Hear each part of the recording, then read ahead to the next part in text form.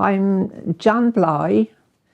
My artist name is Janet Weeks Bligh. I was born in the Eastern Valley, halfway between Pontypool and Glenavon in 1938, just before the war. I'm a solstice baby. I was born on December the 21st in a snowstorm. And my mother and I had to be rescued from that and carted down to Pontypool Hospital and caused an awful lot of floods and so on. So I came in with something of an event, and I've had an eventful time since I've been on this earth. I was very lucky because I was brought up between the beauty of eastern Monmouthshire and all the collieries of the western side, and I saw the two of them very clearly from my bedroom window. Looking out over the Mynydd Main range, I'd see the steelworks of Erbw Vale flaring up from time to time and looking magnificent, but I didn't appreciate all that was going on in the foundries and everything there. The other side of the valley, we'd go for walks. My family, very, very interested in nature, always with my father, always had the story of the first blackbird's nest that he spotted. And so I was always encouraged to get out and do. I was not a very well child, I'm afraid. And one of the key points for my development was that I had measles, amongst other things, and spent a fortnight actually in a room blacked out. So I'd experienced what it's like to be blind.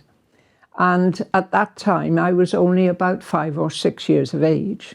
And I had to rely on my imagination. And I developed a lot of stories that I could tell myself as a child, and developed on the ones that my parents read to me. When I recovered, I'd be sitting in the window with my mother's washing liquid and dropping little drops of colour into the liquid and mixing up the colours and finding, even at that age, what colour mixed with what to make, like blue and yellow and green. And I learned a great deal by experiment when I was a child.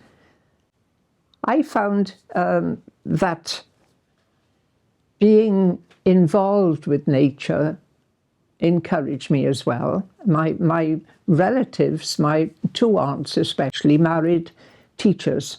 So in a way, I come from very much a teaching community, and communication very much part of it. My parents were artistic, artisans in another way. My father was a carpenter and then worked his way up the scale. My mother was a dressmaker and used always to be able to cut down her dresses and embroider and make them for me and embroider. And so I grew up with a fashion thing as well. And when I recovered a bit, and the war was ongoing, of course, occasionally we could make our way down to Barry Island. And my first trip to Barry Island, I went down onto the beach and didn't like it very much. And I was also very frightened because there were rows and rows of tanks and men marching, and it was frightening beyond, and I can remember it still. But my parents kept me happy because they put me on one of the beach ponies, and I loved it. And I discovered later on that my grandparents were very interesting. Both of them came down to the mines. On my mother's side, my grandfather had travelled down from Dudley, we believe, and had gone into sort of a more supervision role. My father's father was in charge of the pit ponies, and I believe it was Blanchach and Colliery. And he had something like 30 ponies. And then I realised, and now even more so, where my love of horses comes from. And apparently this grandfather had the touch He knew how to communicate. And of course, as we know, the pit ponies were very, very important to the mines at that time. He eventually came out of it when he got older.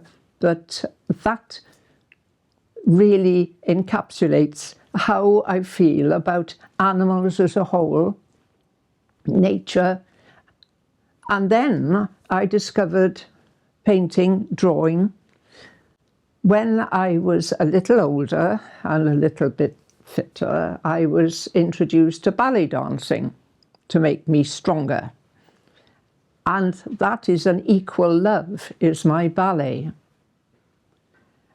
And I think that helped again with self-expression, which is all very good when you're communicating, because later on in life, I developed that into teaching of one sort or another.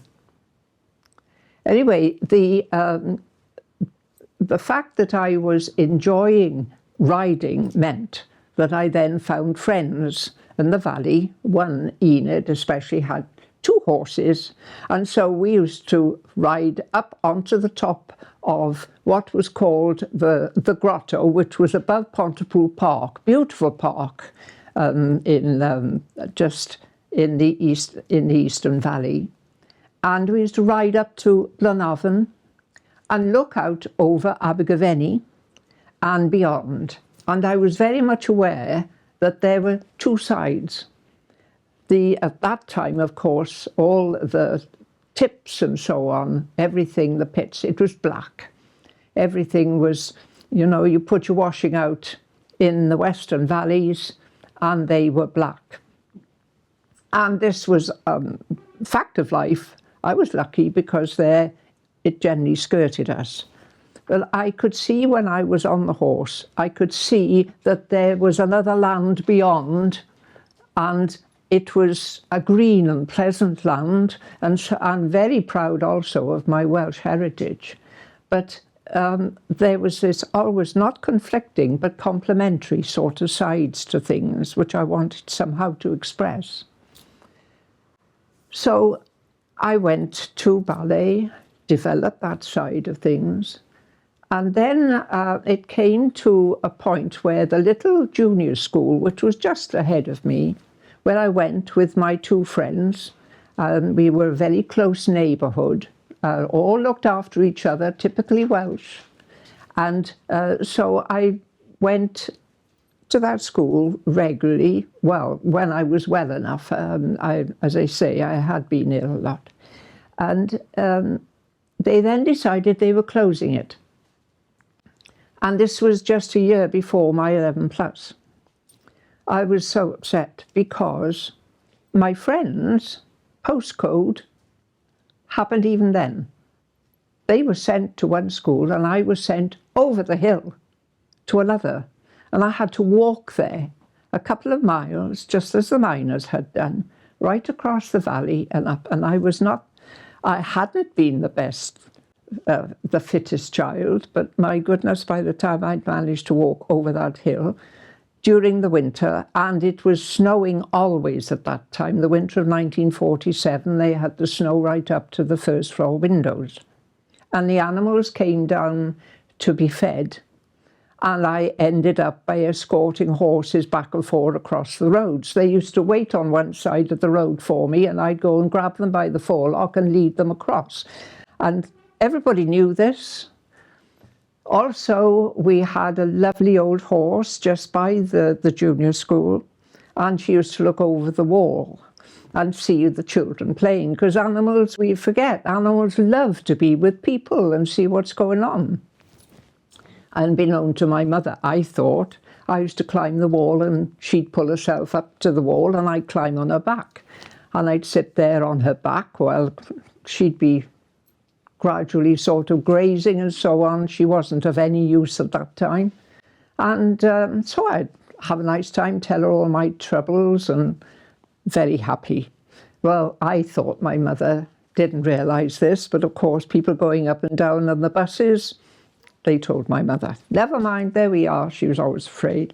So I learned riding the odd way. I was never really taught, but it was a natural way.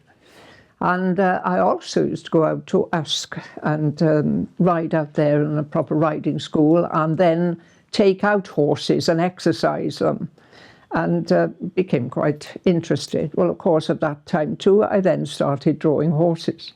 And it has always been something that if I see any young children and I'm introduced, or, you know, she does a little bit of drawing, it's usually a little drawing of a horse, and the kiddies love it. And it's a communication. So I then failed my 11 plus because I'd been moved at the wrong time. And I ended up in the convent, which is the St Albans Convent, which is in Pontypool, and set in the most beautiful park, which was given by the Hanbury family, the Pontypool Japanware people. They have the secret is still there about Pontypool Japanware. Can't find it. My mother's friend knew it, but that's as far as it went. Anyway, and so I was enrolled with the convent. It was absolutely wonderful because the park was our playground, and going out again amongst the beautiful trees and everything in the parkland and was ideal, and made a lot of friends there. Did reasonably well there actually, and organised a couple of fetes, brought the ponies in for pony rides, and we had various tables and so on going, and that was wonderful. But it was the start again of organising. And because I was head girl, and they knew I would probably be going for teaching, because although I wanted to go to art school, my parents said no. Now, my aunt was very artistic. Florence Oliver, she was my godmother, and she would introduce me to making all sorts of things. She was wonderful at doing pewter work, leather work. She would do poker work, and she'd produce the most beautiful brooches, jewellery, platters and everything. And she would, when she was cutting out leather and so on, she'd push all the furniture away, and we'd cut all of this out and she'd make beautiful bags, absolutely lovely. And she could see that in the convent, although it was lovely, there was no art department. So she contacted the Pontypool settlement, and there was a woman there, Evelyn Brearley, who actually, if I'd gone to the other school, I would have caught up with. She was the head of the art department. And my aunt said about me wanting to carry on with art, and she organised for me to go to the Pontypool settlement of a weekday evening, and I could go and sit amongst the adults, and I could do some drawing and work with them. And she helped me a great deal. And Evelyn Brearley was actually one of the founder members of the Watercolour Society of Wales, of which I'm now a member. So you see, it's gone round in circle. When I became of an age when I had to decide what to do, I could see that teaching would be a good idea, because I do enjoy being with children. And when I was in my mid-teens, we used to go down to Tenby. And it was an annual visit, and it was always at the same time, as most parents have to organise around bank holidays, etc. And I'd end up going down there, especially to the harbour, and doing some painting.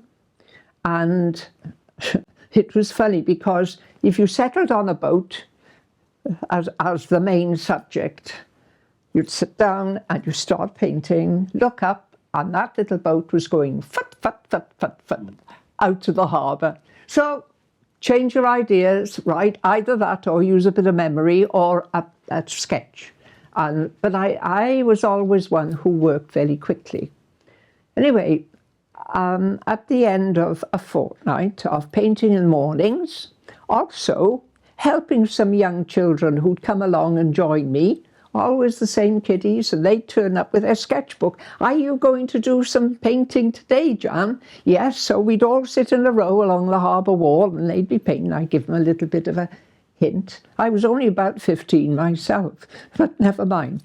But during that time, at the end of the holiday, I'd take those paintings into a gallery in Tenby and they'd sell them. And that would fund my riding classes and my riding and dancing when I got home. So I began to get a bit commercial even at that at that time.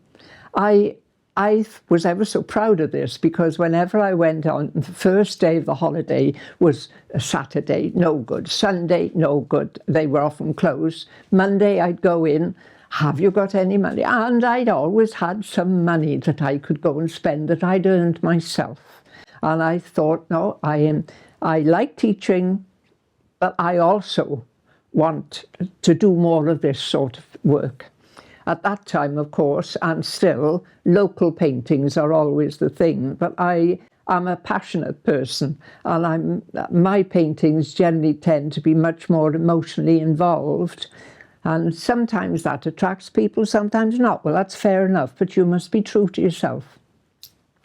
Then when I became a senior student in the convent, I opted to go to Dudley Training College, which is strange because I didn't know, and my parents hadn't told me that that was where my grandparents came from, with some sort of connection with Dudley Castle, apparently.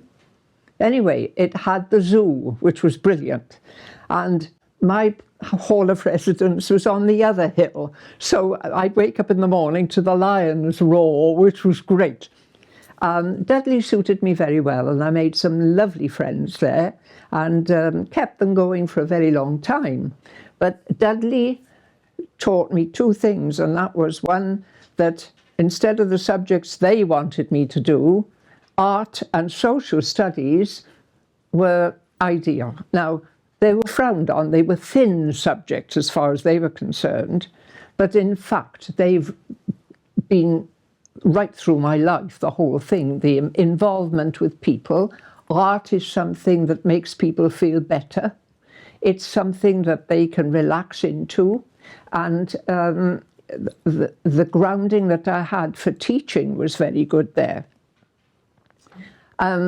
However, something else, a spoke came into the works, and that was that the PE teacher, Miss Davis, realised that I'm very, very much into dance, and it is modern dance as well as ballet.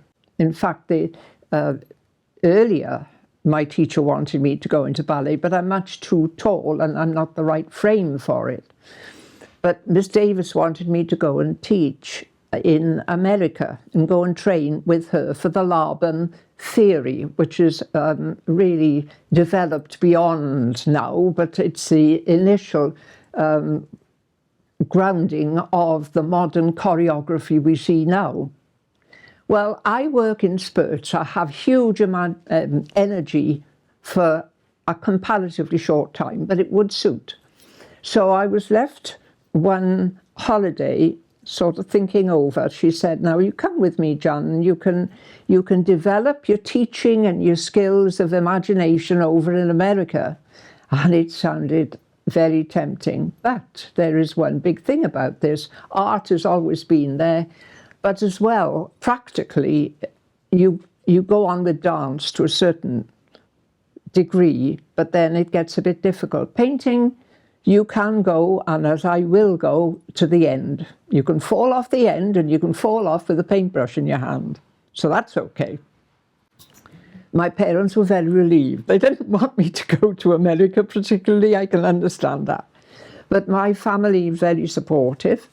And I said, right, well, if I do 2 years, as it was then, teacher training, and I still believe that that was a very good way to do it, although I didn't think so at the time, I said, right, now Cardiff Art College does an extra course for art teachers, so that gives you the extra qualification to go into an art department. Okay, that was very difficult for my parents. You know, financially, they had to think very carefully. However, yes, and the family all rallied round. Right. So I went to Cardiff Art College for a year, and that was a very interesting experience again, and gave me that extra qualification. After that, I applied to go to teach in Monmouthshire or Newport. And I thought that I didn't really want to be stuck with my parents for the rest of my life, because when I was 15, I'd done an exchange with a family in Brittany, and I'd been over there for the best part of a summer. And this was organised through the convent. It was French speaking, so I had to go over to France. I was transported straight into a household where they spoke very little English, and so I was completely on my own, and I had to learn pretty quickly.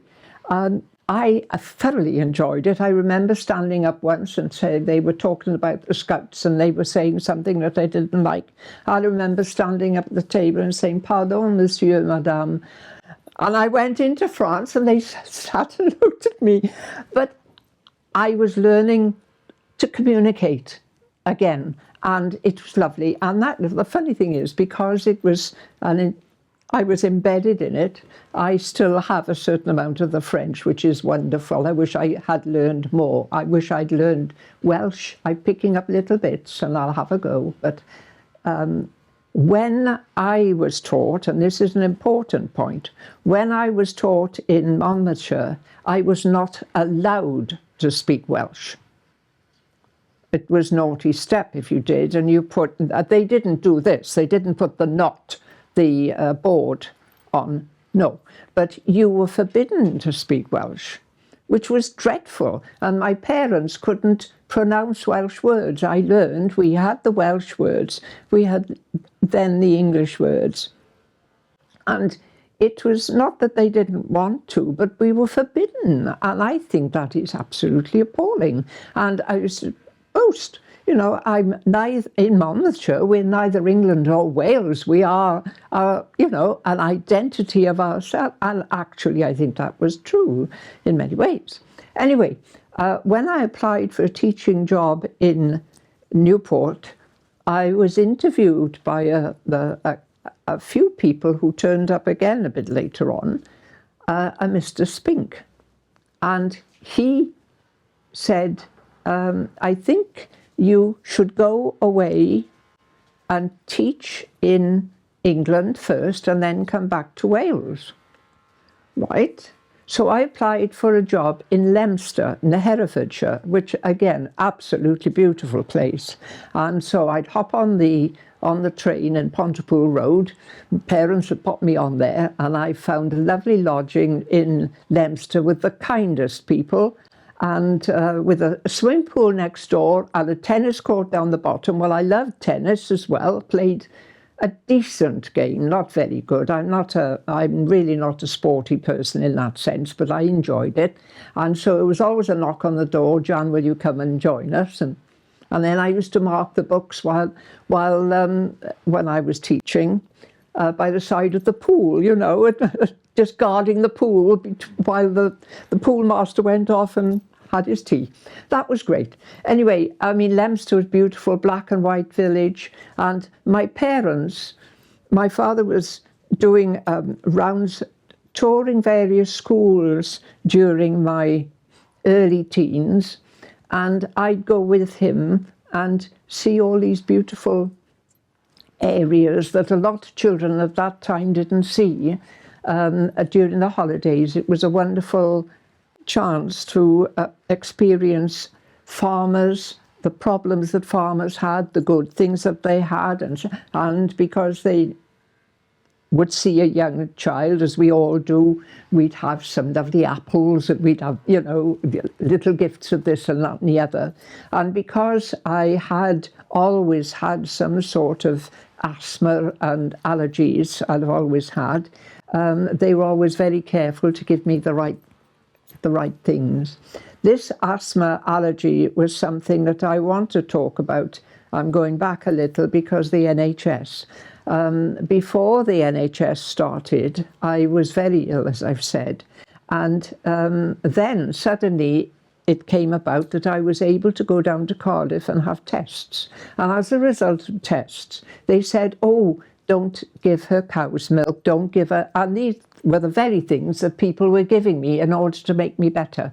But it's through the... You know, I'm a great supporter of the NHS. I saw it from the beginning. I saw Pontypool District Hospital. I saw the way they looked after my mother, my father, and so on. And I do want to put that in. However, I was up at Leominster and enjoyed myself. But during the time that I was there, for 2 years, I went in as a very green teacher, and I remember that it was a partition classroom in an old Victorian school, and I went in on my very first day, and the head of this particular section of the junior section, Mr. Williams, was Welsh, and he loved acting, and everybody was joking in the staff room on the first day back, and they were introducing themselves to me. And he then said, right, Janet, he said, notice this. He said, you go out of that door and you put on a face. And when you go out to those children, you're not what you are in here. And he did it deliberately. So I watched, and they all did the same thing. And it was a very good bit of advice.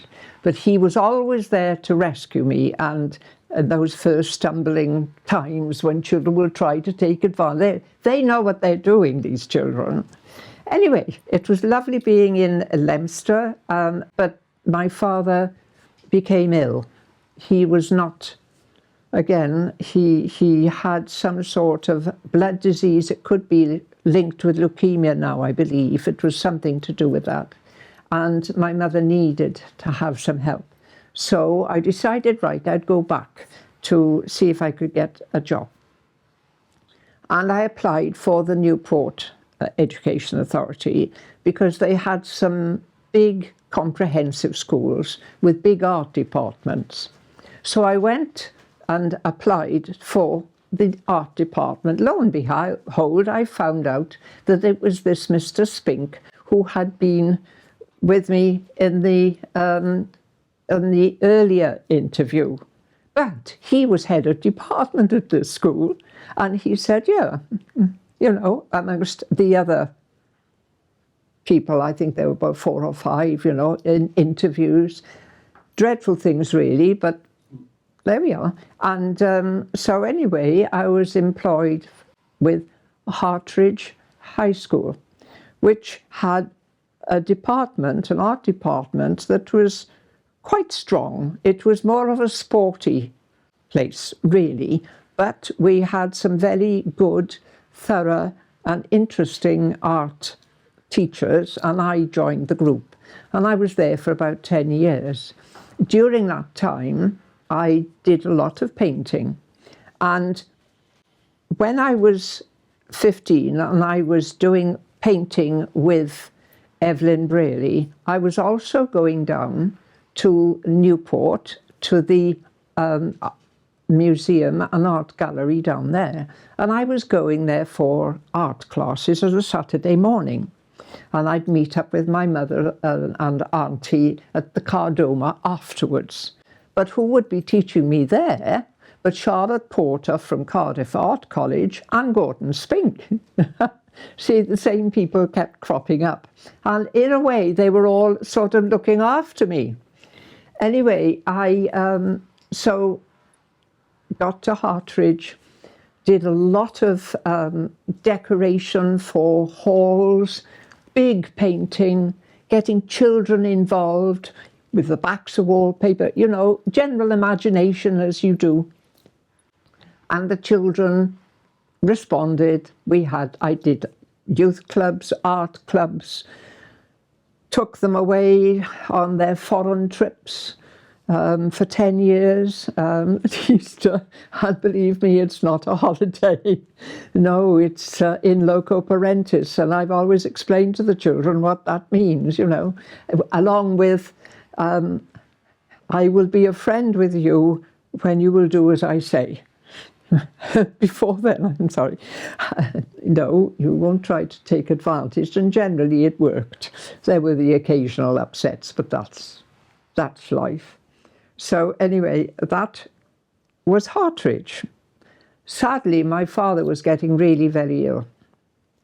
And so I had gone for some time, and I thought, I need a break. And so the head of the area of the department, we were in 3 schools. It was a 2,000 school. It was huge. And it was difficult to remember the children. They came back to visit me, but it was difficult to remember them all. But anyway, Daddy was ill. And they said, you need a break. So I applied to Goldsmiths for this television production. When I got there, it was a little different from what I expected, but it was very, very interesting. And I was well into doing the course when I had messages from Mum, you better come home, Daddy's on the way out, he's dying. Well, it was amazing how I was totally unprepared. 1 minute I just got out of bed, and the next minute the staff and the students were all dipping into their pockets saying, right, you've got to go now, giving me the money. A friend who absolutely hated driving through London said, right, come on, I'll take you, got me on the train. And that was really very difficult to cope with. But I went back after we'd sorted some of the family affairs, and I completed the course. Sometime later, not very long later, we decided that on the Christmas, because my birthday always fell then, and it was always, you know, it was going to be difficult, we decided we'd go to Torquay to have a break with my godmother and her husband, my Uncle Don. So we all got our best bibs and tuckers, went down to the hotel, and we were sitting in the hotel lounge on the day before Christmas Eve, of course. And a lady came along and said, I hear Welsh voices. Oh, right. Oh, come and join us for tea. Oh, yes, come, can I come? So she joined us for tea, and she said, well, I have a companion who is Welsh, and I do love the Welsh people.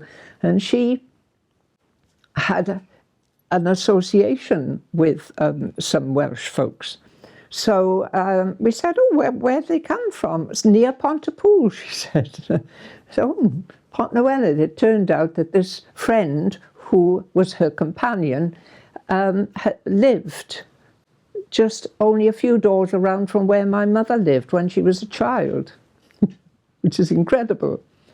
Anyway, so she said, this dear lady, Miss Bligh, said, my son is with me, right? He's in the Navy, right? I was feeling so miserable, but I thought, oh. Anyway, she said, oh, he's upstairs at the moment. She said, he's got a cold. I'm annoyed with him. So that was that.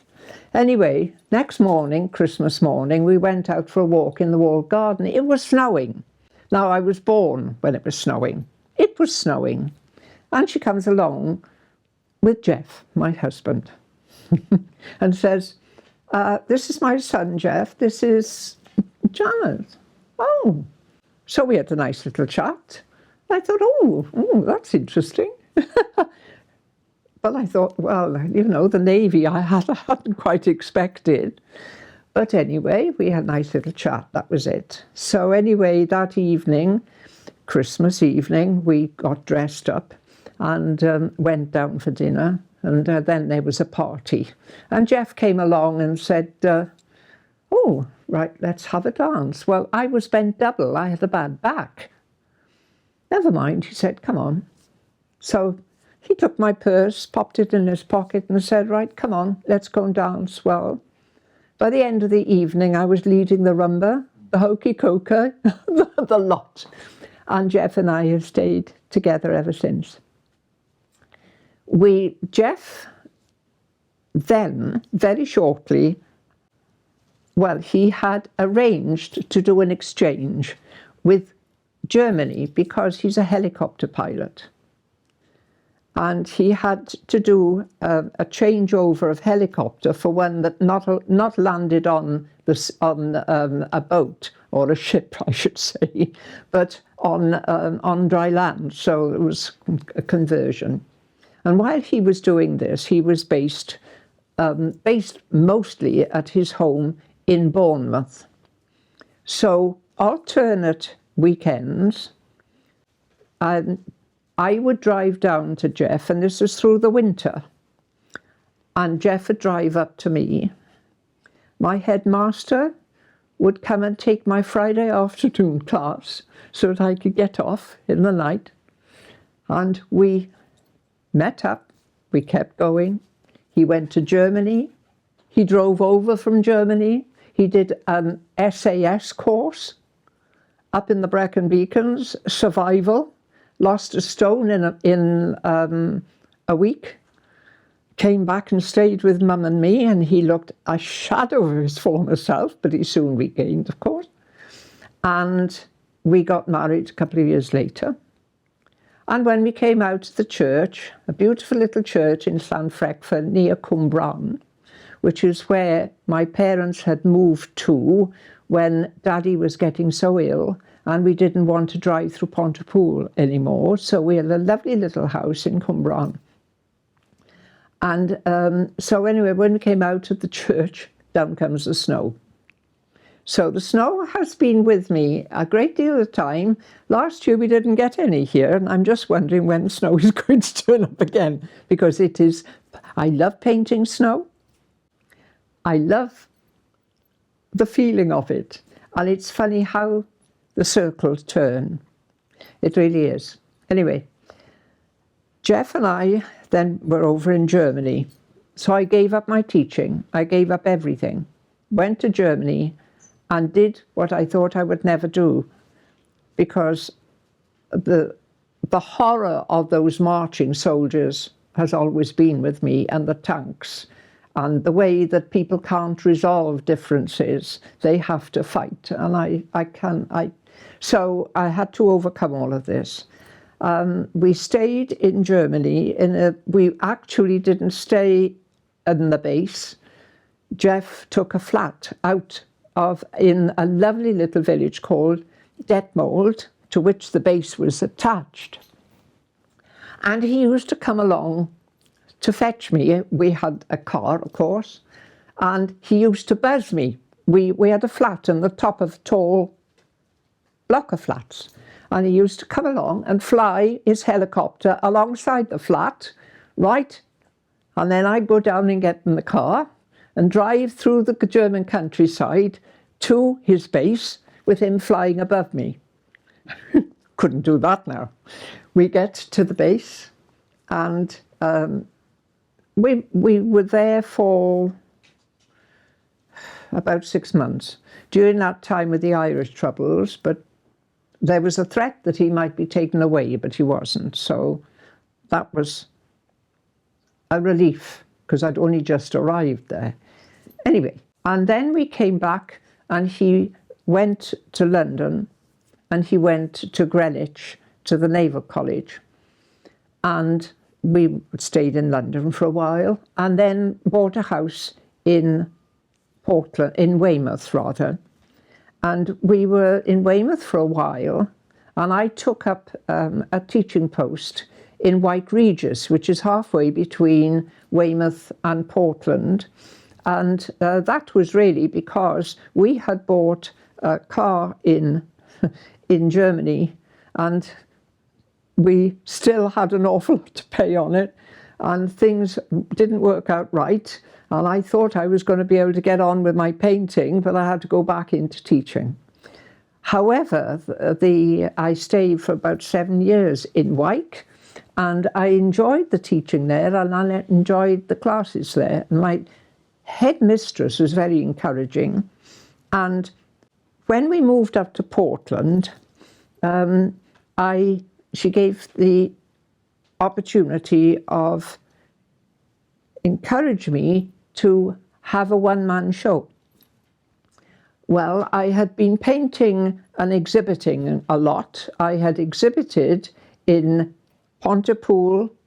I had been a member of Llantarnam Art Society, which is in Cwmbran. I had put on exhibitions there. I had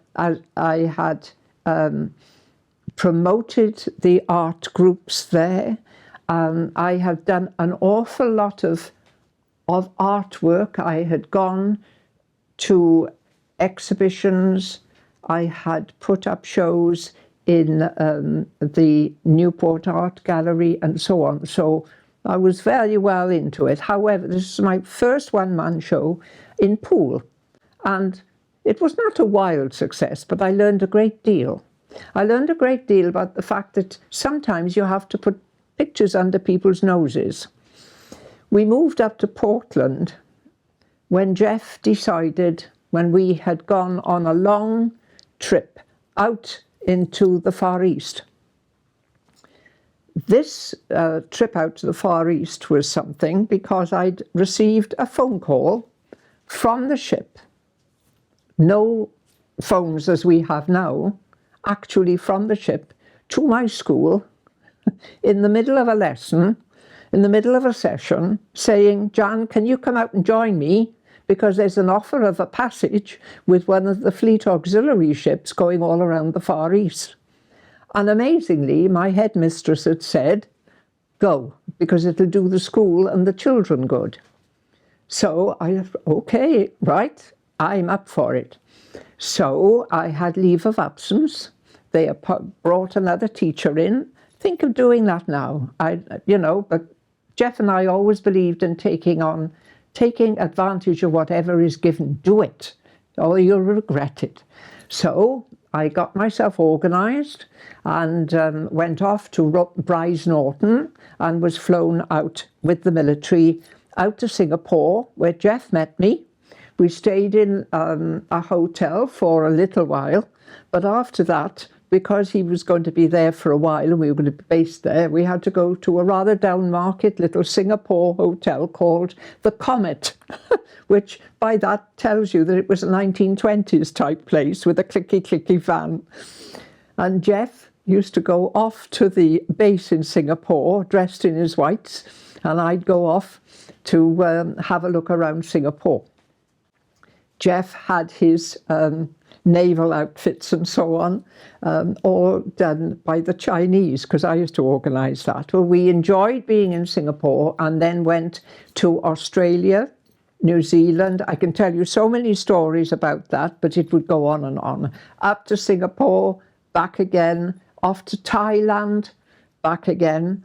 And we made the most of all of those visits. And believe me, each one of those is a story in itself, like the animal stories. Well, we came back to this country and then decided that we wanted to settle. And Portland was the place that we stayed for a while. Well, I used to end up painting down in the quarries in Portland and did quite a lot of work there. And had a very good selling exhibition in Portland Heights, one of the big houses. I couldn't keep up with it, so I got a few paintings of Portland, but not many. Then we started to move again. We moved up to Scotland because Jeff had joined the Coast Guard. And I was relieved that he was out of a military source. And the troubles were going on in Ireland, but he was now away from it. And so we had the offer to go up to Greenock. And by very good fortune and very kind Scottish people, when we found the bungalow that we wanted, even though we hadn't sold our house in Portland, because we had moved in Portland, they allowed us to say that we'd have it, because normally when you say you have it, that's it, and you've got to pay for it. But we managed to tide over, because I was travelling by this time from Scotland down to see my mother and my mother-in-law on my own, keeping that house going, and it was a long old journey down that motorway. In all, through our 50-odd years of married life, we've moved well over 20 times, and we moved about 15 of those when we were only married for about 20 years. We just were a bit Rolling Stones. It was difficult to keep the art going at that point, but I still did. In Scotland, I became very much involved through the very good deed that dealt me by the local doctor.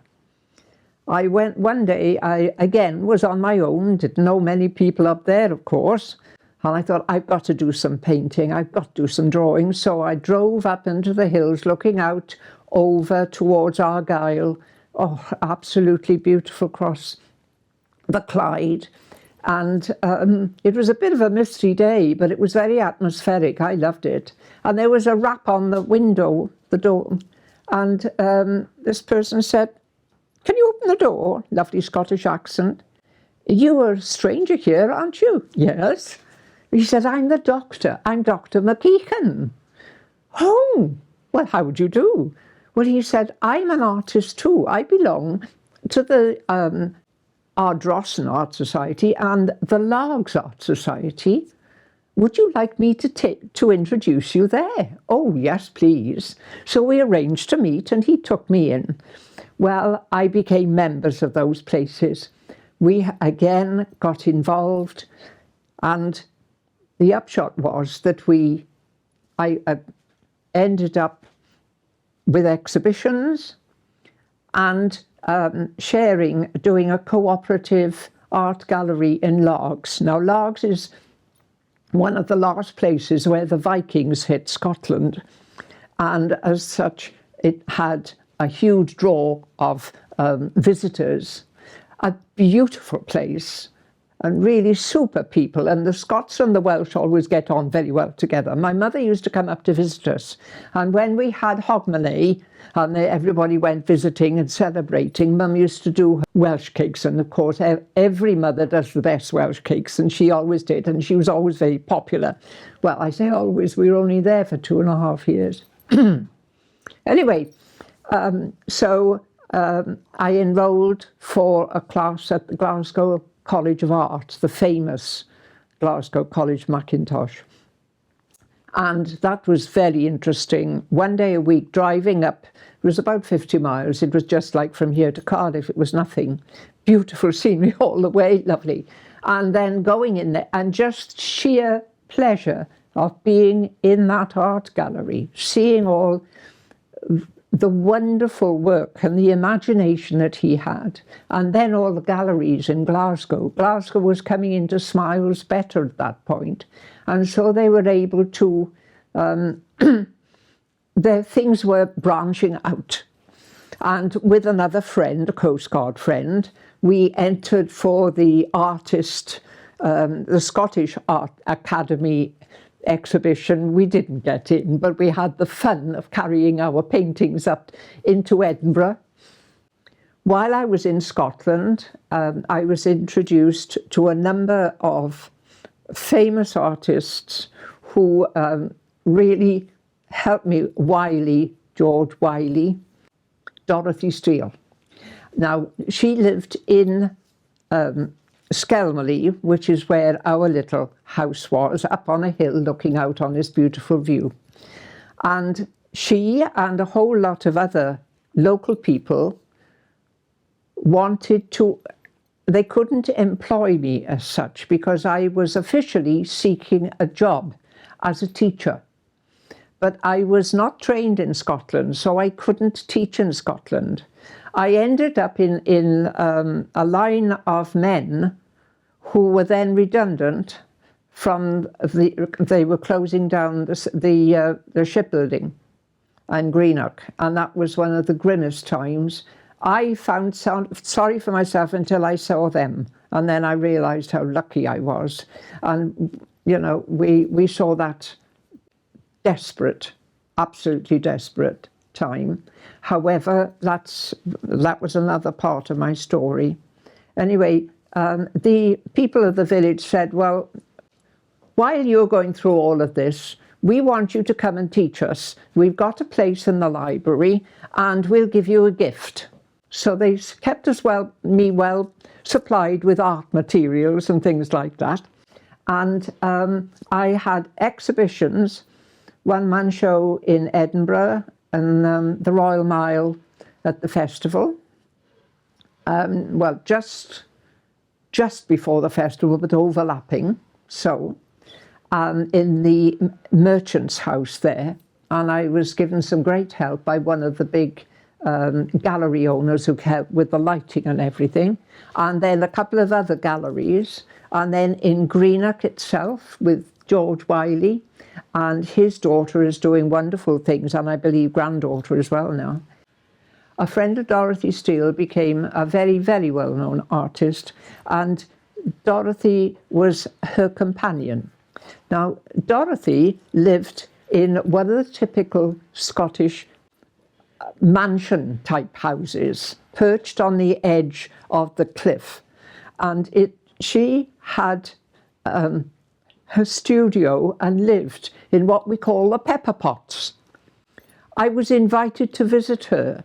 It was incredible. She was a very, very elderly lady. She led me up this sort of castle-like staircase, winding stair, took me into her studio, and there were all these paintings and things. It was like something out of Rumpelstiltskin. It was amazing. And she encouraged me. She took me off to see Gordon Wiley and so on. And the people of Skelmally all travelled up to Edinburgh to see my exhibitions.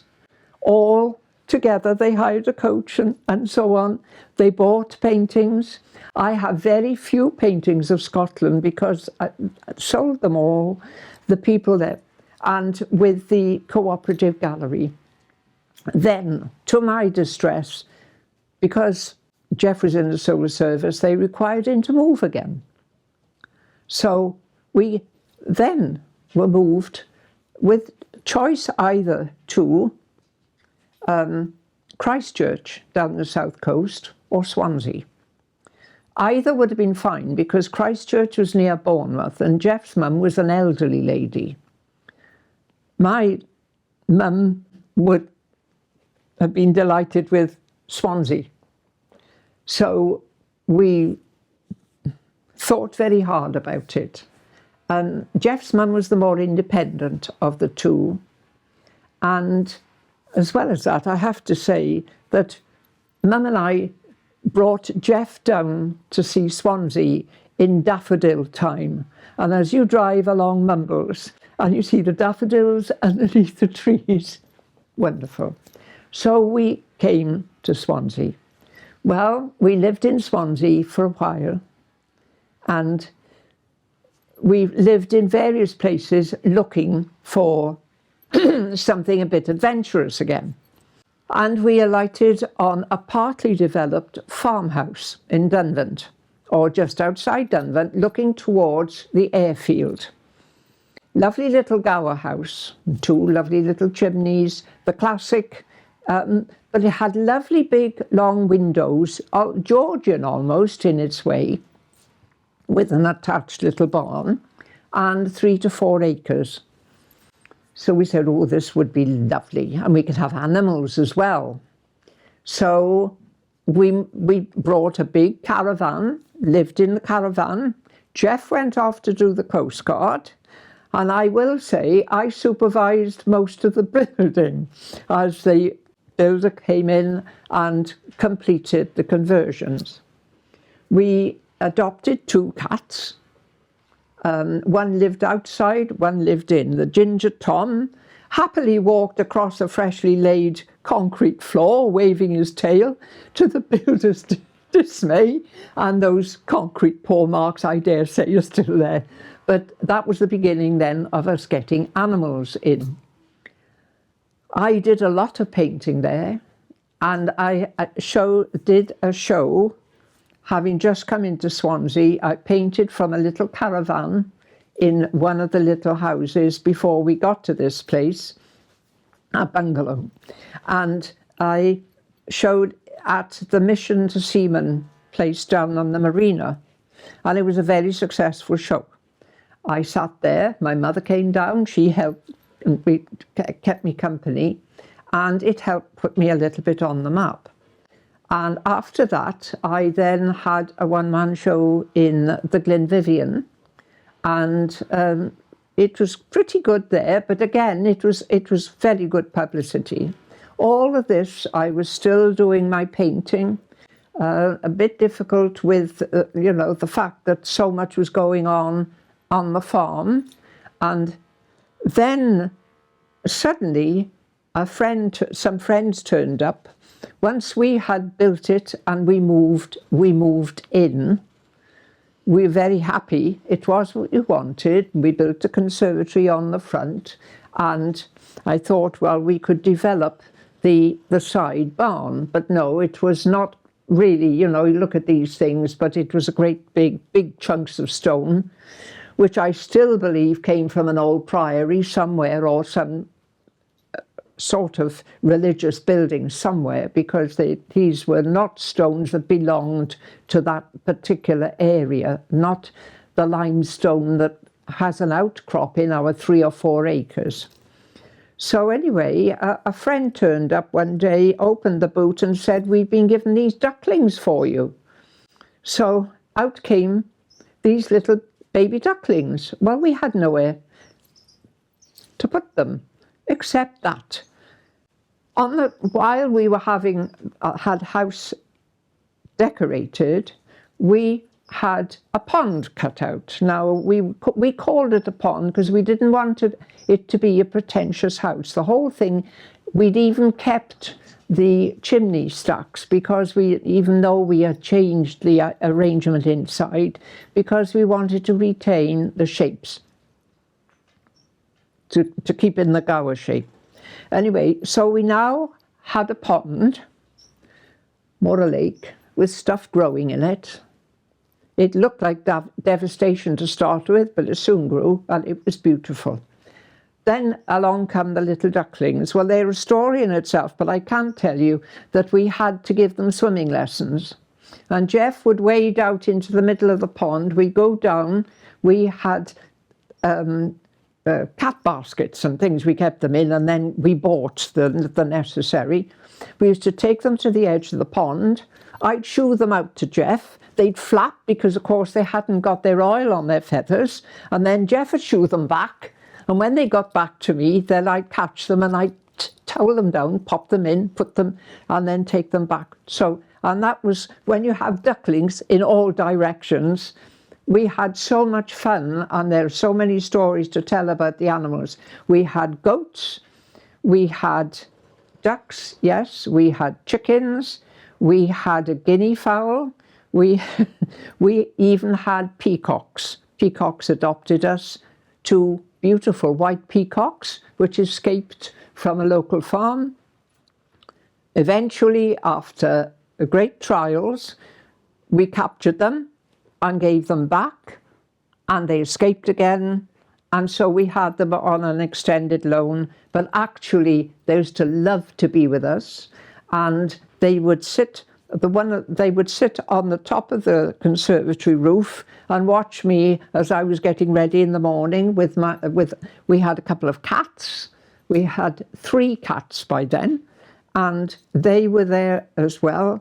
The whole place was full. We had wild animals, we had the pheasants, we had the peacocks, we had badgers, we had foxes, and believe me, every time that these animals were ill, the wild ones as well, they'd bring them to us and deposit them for us to look after.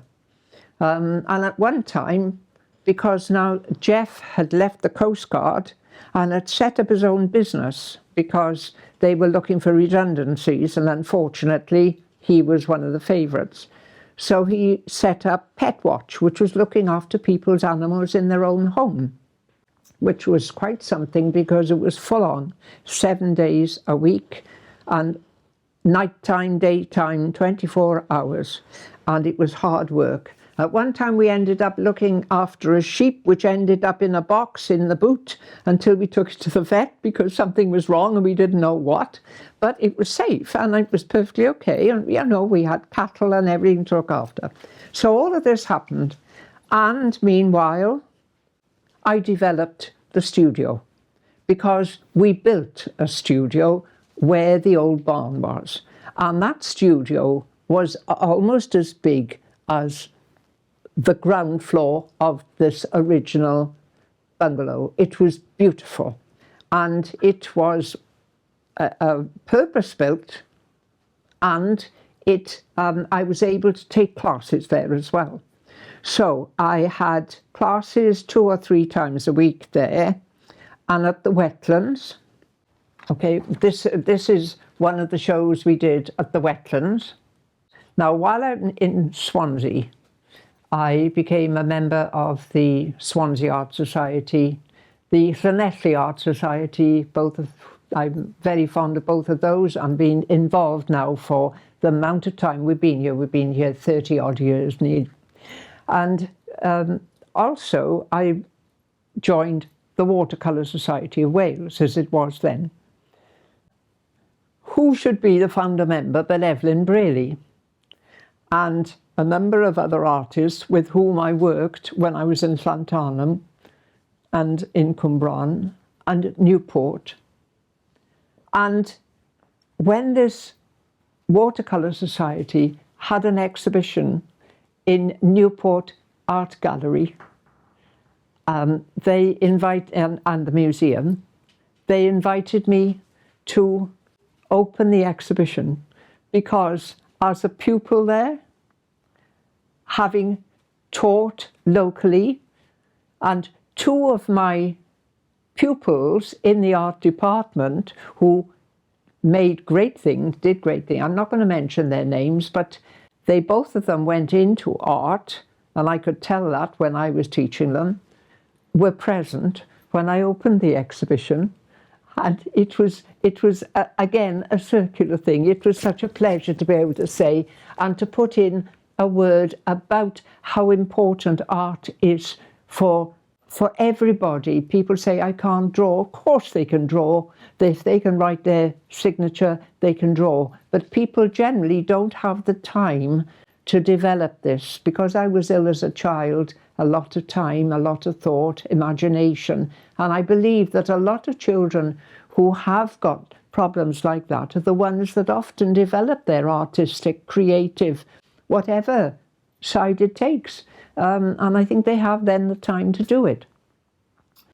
Back to the farm, which became Brincoed Farm, which became Rainbow Studios. Rainbow named after L'Arc-en-Ciel, which was a campsite that we visited in France and absolutely loved at one time.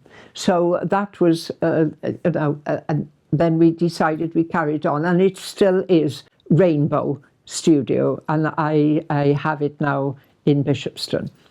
I have exhibited with the now Royal Watercolour Society of Wales every time they have a public, pretty well every time they have a public exhibition. There have been 1 or 2 times lately because we have had to move from the farm to our present place, which is very adequate actually, but of course I was spoiled before, so it's curtailed my activities because my husband is now visually impaired, which has created problems and slowed me down a bit, but I'm not giving up. But the farm was the time when things really developed for me. I did a lot of teaching, I did a lot of exhibitions. Starting them, I taught with the WEA and was very pleased to be involved because I'd been involved with Pontypool WEA, and my uncle had had contacts with that, and it's such a very good organisation. So all the time there has been this sort of communication. I rather miss it now. When it came to COVID, things changed. And I was not able then to have people into my house.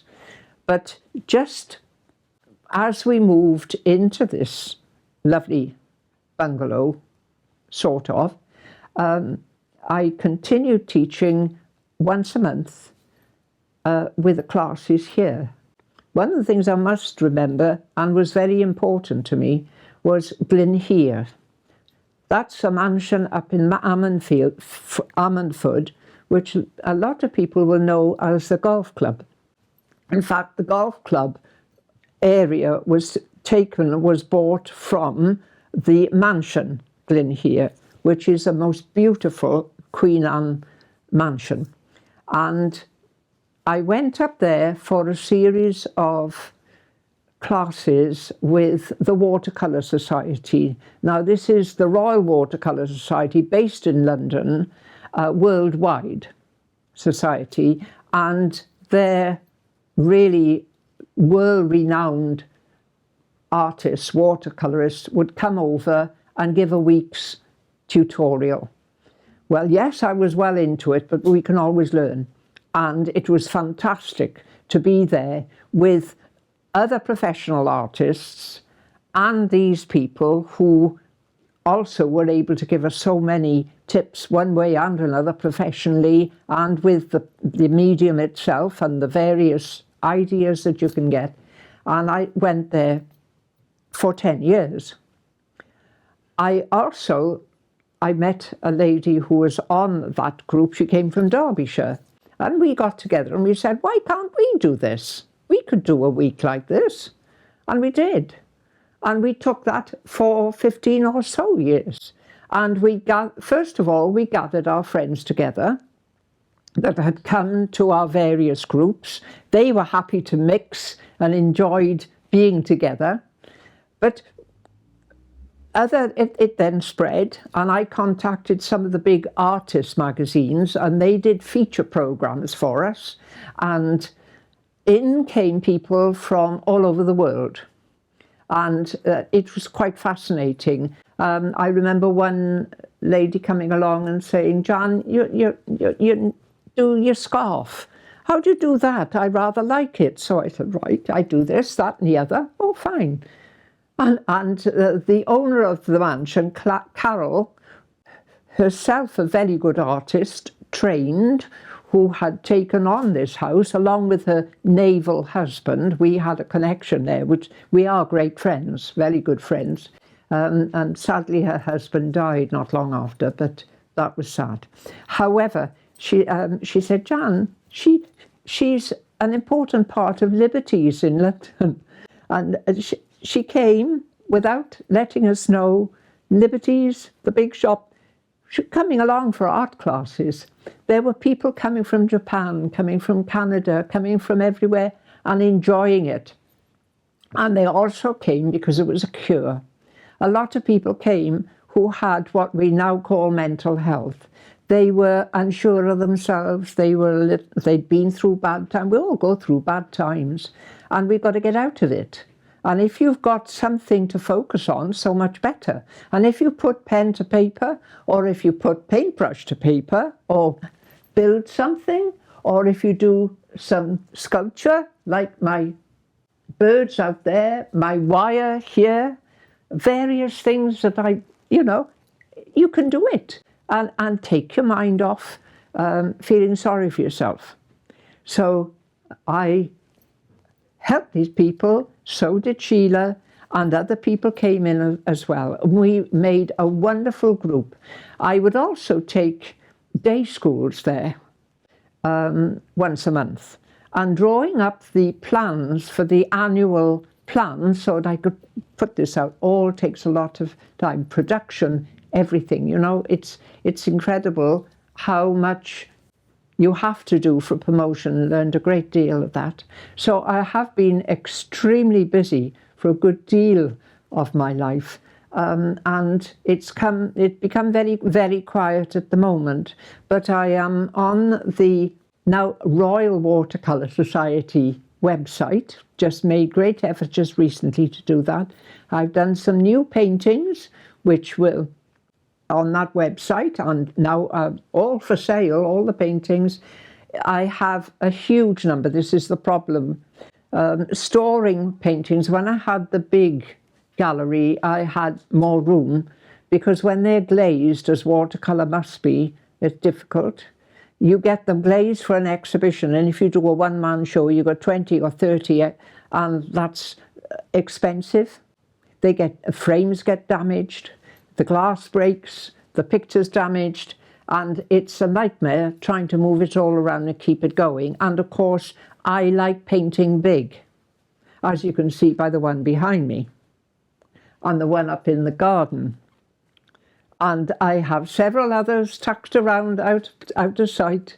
They are, occasionally I manage to narrow myself to a small one, but usually that is with the thought that, oh, I'd like to develop that. I have got a couple of paintings in a book here. They are fairly recent. This book is a book of watercolour paper, and it was given to me by my mother's dear friend, whose son went into art college. He was the same age as me. This is the book that was given to me by my mother's friend. Her son was a very, very good artist. He lived in London. When he was young and asking to go to art college, he was able to go, of course, because he was a boy. I was not able to go to art college because young ladies don't go to art college. And that was what I had to fight. However, I did get there in the end. So these are some of my pictures. This was one of my little favourite cats. There are 2 white peacocks in here. And it was so funny to see them step out into the snow, because all you could see was their pink legs, which was really amused me. That was so funny. And then I started to do some other bits of painting. The pheasants. Must have been mating season. And then the sea was roaring and really tumultuous another day. Very atmospheric, that was. That was looking across towards the steelworks, poor steelworks. Not such a good painting, but that's what a sketchbook is about. My lovely horses up on the common. One rather ruffled little bird. I named her Brexit because she didn't seem to know what to do. Oh, dear. And then I thought I drew a picture here with this tree, and it was a disaster. So I thought, if I cut it out like that, then I can paint another one behind it. So that's what I did there. So that was that. And then I did some poppies. And now there's a departure this time. This is a wedding. Oh, it was so funny. The caricatures, of course, but really sometimes I think I did do a series of cartoons for the Coast Guard, and they adapted them for a calendar. And I think, yeah, that's all I've done of that, I'm afraid, for the time being, but I will carry on. I'd like to show you some things that I've done at various stages through my life. I loved working alongside my father because he was, as I said, a carpenter. And when he was working in his shed, he'd give me a box to stand on, and I'd be standing by the side of him, give me a piece of wood, and I'd start doing some carving of my own horses, of course. So I had a chisel, had a little bit of wood, and then I'd paint it. So that I did when I was 7. My aunt, I said, did a lot of beautiful leather work. I have her tools here, and she taught me how to do the leather work. during the time with our lifetime with our animals, and lately we had a greyhound, and this is a piece of leather that was tooled and coloured, and the greyhound's name was Amber, and she wore that, and it is tooled by pressing this leather onto a soft plasticine or some sort of soft malleable clay, and pressed in so that you get an indentation. With various tools and then colouring, you can achieve some of the most beautiful things, but this is nowhere near the sort of quality of work that Auntie did, but it has some idea of sort of crafts that people can try, because you can buy hides and learn how to do it. There are plenty of craft classes. My wire horse here is another thing I enjoy. And again, that just simply started off, wind it, wind it, wind it, wind it. I have sold some, but I just do it. I don't do it for sale, really. I do it for pure enjoyment. And of course, the thing is, you're learning so much about the structure. I know a lot about the structure of the horse. I've ridden them pretty well all my life. I even rode them when I went out to Tunisia before I met Jeff. I used to go out on a lovely little Arab mare called Bijou, and she was on the eastern saddle, carpeted and beribboned and tasselled and so on, and I enjoyed riding out in the dunes alongside the sea in Tunisia. That was an adventure too. Jeff subsequently took up riding as well, but he took in a different way, and we have photographs of him doing a more formal sort of riding. But for me, horses, animals, we are all connected, and I just have the pleasure of being with or on the horse or with other animals as well, cats, dogs, whatever they are. So that's my horse. This is a photograph of a group, a demonstration I gave at the Taliesin in the gallery. Tony, who is now the chairman of the Royal Watercolour Society of Wales, is here. I'm indicating with my finger, and I had a joint exhibition there. And we always said that it would be lovely to do demonstrations there, and I had talked to the manager of the gallery, and we were agreed that we could go forward with it because it was going to be successful, and these people are obviously really very interested and enjoyed it. Sadly, only just weeks after that, the Taliesin was closed down, and we lost a very, very precious place to show our work. And we felt very, very deeply about that. It now performs a different task altogether. But I think it's important to show that it is possible and was possible to do it.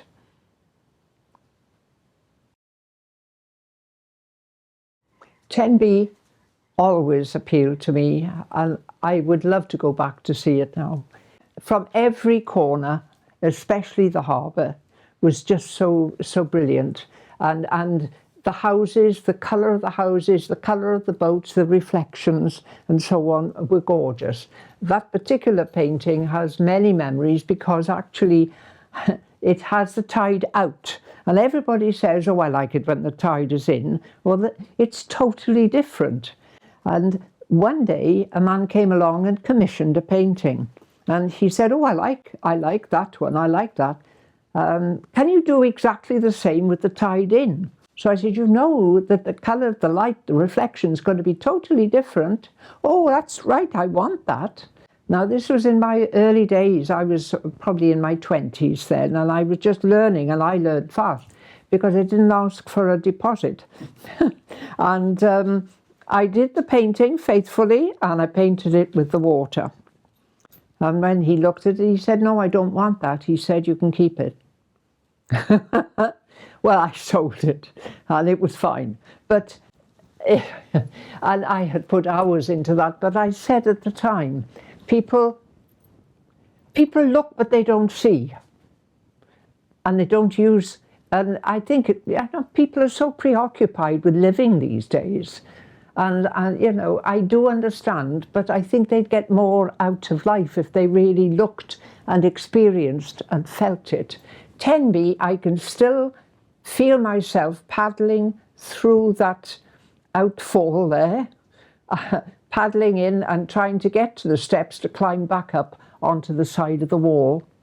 But I loved going to tuck myself underneath the prow of the boat and getting the shapes, the curves of the boat, and the lovely bits of green seaweed, the bits that hang around, the detritus that the fishermen have, their lobster pots and various things. I have done so many paintings of Tenby and of Wales, south of, well, everywhere really. I love something that is living and colourful and has I get some sort of response. So that's the Tenby picture.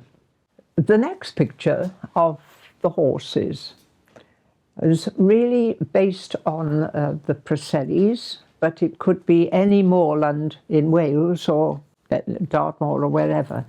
But there was always the horse that stood guard and watched over the others that are at this time hiding under the bushes, away from the wind. And I love the shape of the horse standing proud against the light. They're such a beautiful shape. They are curves, no hard angles to them at all. And I love the sweep of the hills, the moorland, the grasses, the movement of the wind through the grasses, always trying to get scuddy clouds, the grass, the animal in the landscape, not something that's just been added to it, but it's part of the living, breathing landscape.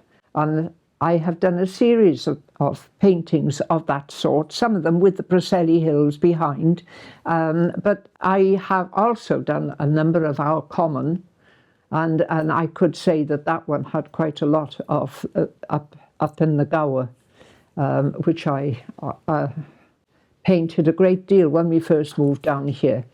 Now, because of my husband's disability, I'm based more at home, and life has become more of a problem in some ways, but not completely. I am looking for still lifes, rather as Manet did at the end of his painting days, when he began to look for studies, flower studies, and various little collections. And sometimes even he would do an asparagus or an artichoke. Well, I haven't quite done that, but I have done this cushion, which is the base for the third one. I went to the craft fair down in the marina and bought that for £1. I came home and looked at the plate and the gourds, put them together, and that's the painting. All my paintings are done in one swoop.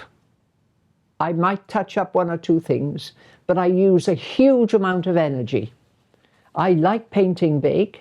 I go for it. I have a lot of fire in me, but I haven't got quite as much energy as I did have, which is very frustrating. But I don't give up, and I intend to carry on painting, as had Irene Beish, one of our very well-known artists who died some time ago now, and many others who, you know, it's your lifeblood, and you can't not do it. Even looking out, even doing a mundane thing like washing up the kitchen sink, you're looking out onto the yard. You have an imagination. You can imagine somebody walking down, if you want to think of some person you'd love to see, or you can see the birds, you can see the animals, you can see flowers are developing or going over. They're just as beautiful. and things happening. And that's the way my life is now. But I must say that it's been a very busy one, a varied one. I hope I've given a general view of it, but believe me, especially with the animals and with the stories of various people when they came to classes and things, it's amazing how many other stories I could tell. But I think that is where I must finish for the moment. Thank you.